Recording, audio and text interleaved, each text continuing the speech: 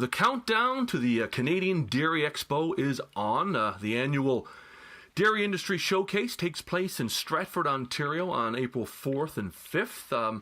For a preview of the show, we're joined by Jordon Underhill, who's the CDX General Manager. How's it going, Jordon? Very good. Thanks for having me on.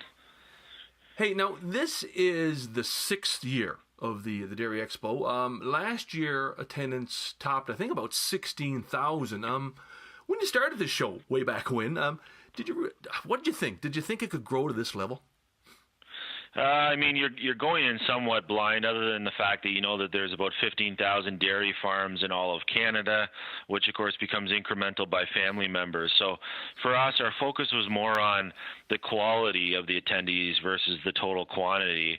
We just wanted to make sure, whether it was 500 producers, 5,000 or 10,000, that they were active producers, they were commercial-minded producers, they were Canadian producers, and so our focus was more on the quality, which we're definitely attracting. We hear from the industry, and now, very pleased to see that number to climb to 16,000 or just 16,000 plus in 2017. Mm-hmm. Now, you always have a huge international component to this show. You have, I think, about 350 exhibitors representing 30 countries. From your perspective, what makes CDX attractive to international exhibitors and farmers around the world? Yeah, I think the show itself being focused just on dairy, and you can say that, but you need to build that, and I think we did. We built that, and we continue to try to control that and make sure that it is 100% dairy focused. So that's attractive to international dairy companies. There's no question that they're also attracted to the fact that we have a stable, secure industry with a future, of course, governed by supply management, but they appreciate the fact that, we're a little bit smaller compared to some other countries in terms of total production, but it's vibrant and it's youthful, and there's a future. So there's definitely that in play. But just back to the show, it's the focus and the evolution of the show, drawing from now not just regionally or provincially, but from across the country. Yeah, and I hear this year you were telling me that you're going to have an economic impact study done, and you're probably going to you're going to release that during the show. Yeah, so the economic impact study has been going on for some time. It's a review of the 2017 Dairy Expo.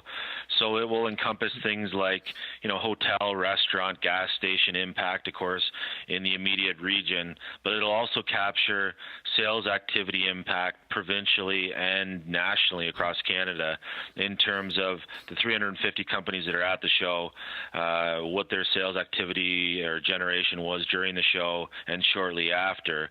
So we'll have those top-level numbers for the Night of Cheese Fest, which is April the 4th, and we're going to release those. I think in two-part. One, it's great for the show to show what the impact is.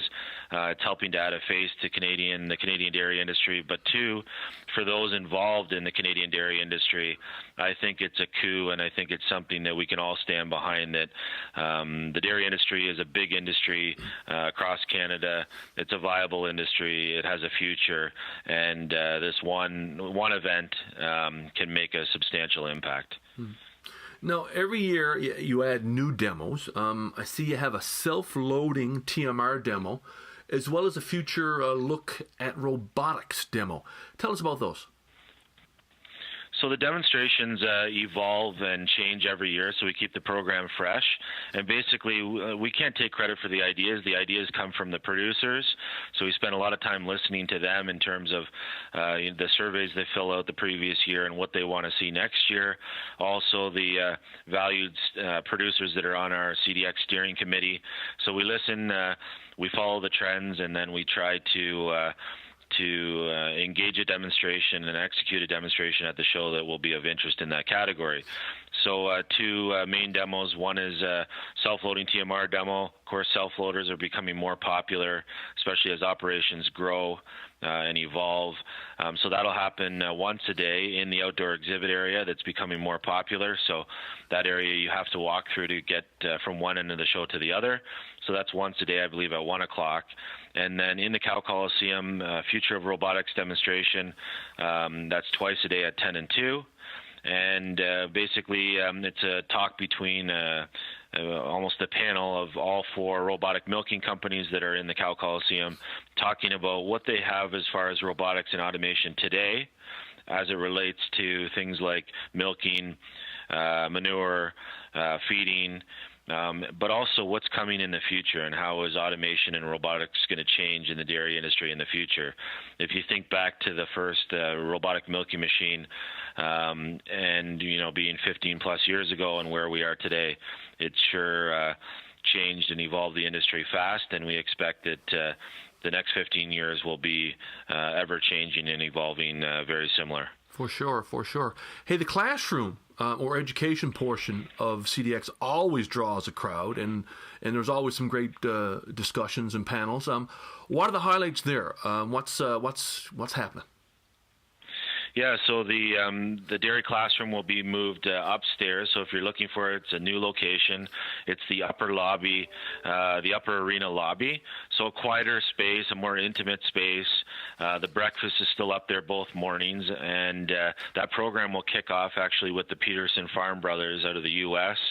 that have quickly become internet sensations in terms of spreading the positive word about agriculture. So they'll be there both mornings to kick off that classroom. And then we lead into industry experts from around the world, from around the globe, and also producer panels and industry panels, which are always popular, especially the producer panel where you have that farmer-to-farmer message. But yeah, if you're looking for the classroom, it does have a new location upstairs, same format, same quality of speakers, and that's actually allowed us to also open up more exhibit space to international innovation in Hall 1. So in Hall 1, you'll see where the classroom was. There's an extra 12,000 or just over 12,000 square feet of new international companies and new international innovation that we're trying to expose to Canadian producers. I had a look at the agenda. You're also teaming up with Ag Careers on a resume blitz, basically to connect young people in the industry with potential employers. Talk about that. Young and old, I guess, for sure. Anybody that's looking for a new career opportunity or their first career opportunity. So it's gauged to obviously agricultural colleges and universities, but also professionals that are looking to make a change or looking to potentially enter the industry.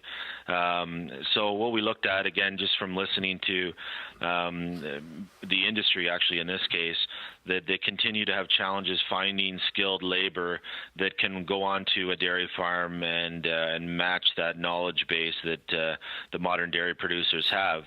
So being that we have the crowd coming and we have the industry there exhibiting, they're already both there, why not formally connect them? So that will be on day 2, April the 5th, between 9 o'clock and 11 o'clock only. Ag Careers will actually have a green button at each booth that is accepting resumes, and during that 2-hour period, show up with a file folder of resumes and distribute them to the companies that are signified.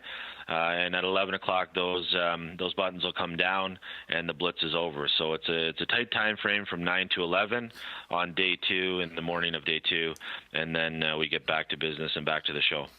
Hey, final thing I wanted to just briefly touch on was parking. It's always a fun conversation, and this really is because you've come up with an interesting idea to support junior farmers. You're turning over 140 parking spaces. Tell us how that's going to work. Yeah, so one of the mandates of the show has always been to support agricultural youth groups, whether that's 4-H or junior farmers. And Perth County Junior Farmers has had a presence in the past with 4-H and doing the food inside the facility and fundraising from that food. Parking is always a premium come showtime. And so what we looked at was those industry individuals, those producers that want to park right basically at the main entrance. They can do that in a designated area coming off McCarthy Road and into entrance 2.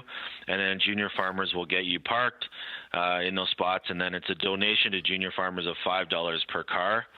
And 100% of those proceeds go to junior farmers. They'll be there actually collecting them. And also, in addition to that, any industry individuals in the morning that have extra material to drop off at their booth, they will actually have Kubota RTVs there and can shuttle you for a donation to your specific haul. So again, just another example of the Dairy Expo supporting agricultural youth, and we're happy to continue doing that. Awesome. Well, great stuff, Jordon. It all takes place April 4th and 5th at the Stratford Fairgrounds in the lovely town of Stratford. More information at dairyexpo.ca. Hey, thanks for taking the time, Jordon. We'll see you there. Yeah, thanks a lot. We'll see you in April.